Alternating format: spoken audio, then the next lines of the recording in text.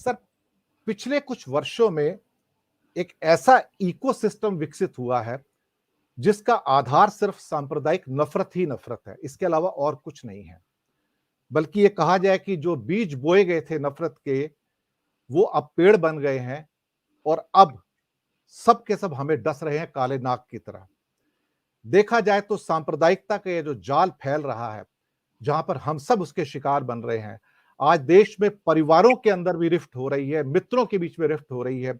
ये इकोसिस्टम अब इतना डेडली हो गया कि जैसे एक जिन बॉटल से बाहर आ चुका है और अब शायद ये अपने उन जो उच्चतम वर्गों पर बैठे लोग हैं उनकी बात भी नहीं सुनेंगे।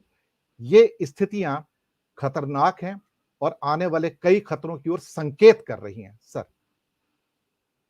आपने बिल्कुल सही कहा। ये जैसे नूपुर शर्मा का ही केस ले लीजिए। जी, मैं मानता हूं कि कट्टरपंथ जो है वो इतना फैल गया है हमारे देश में कि बहुत सारे लोग हैं इस समय हमारे समाज में और भारतीय जनता पार्टी में जो ये समझते हैं कि नूपुर शर्मा ने जो कहा वो बिल्कुल सही कहा, बिल्कुल ठीक कहा। कहीं ना कहीं वो उनकी प्रशंसा हो रही है इस बात के लिए। और कट्टरपंथ का एक नया दौर शुरू हो गया है। क्यों शुरू हो गया है? मैंने कुछ देर आपसे पहले कहा कि इसलिए शुरू हो गया है कि हुकूमत में बैठे जो लोग हैं उनकी ये पॉलिसी रही है कि कट्टरपंथ को पैदा करो, जितना सांप्रदायिक घृणा फैलेगी हमारे समाज में उतना ही अधिक चुनावी लाभ हमको होगा। और ये 2014 की बात नहीं है, इसकी शुरुआत हो गई थी गुजरात में 2002 से।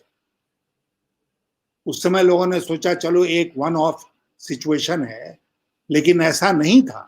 अब जब हम मुड़कर उस तरफ देखते हैं तो हमको ये लगता है कि वो सोची समझी रणनीति का एक हिस्सा था। और जब 2014 में मोदी जी प्रधानमंत्री बने तो बहुत लोगों ने कहा कि अब गुजरात मॉडल जो है वो पूरे देश में लागू होगा। जी, और सब लोग ये समझ रहे थे कि गुजरात मॉडल जो है वो कोई आर्थिक मॉडल है।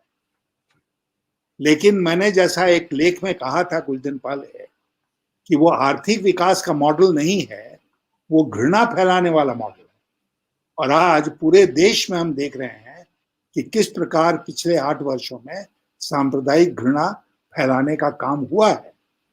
और इतनी बड़ी घटना घट गई, इतना सब कुछ इस देश में हो गया और देश के प्रधानमंत्री एक शब्द नहीं बोलेंगे। जी। ये तो बहुत ही एक अजीब बात है।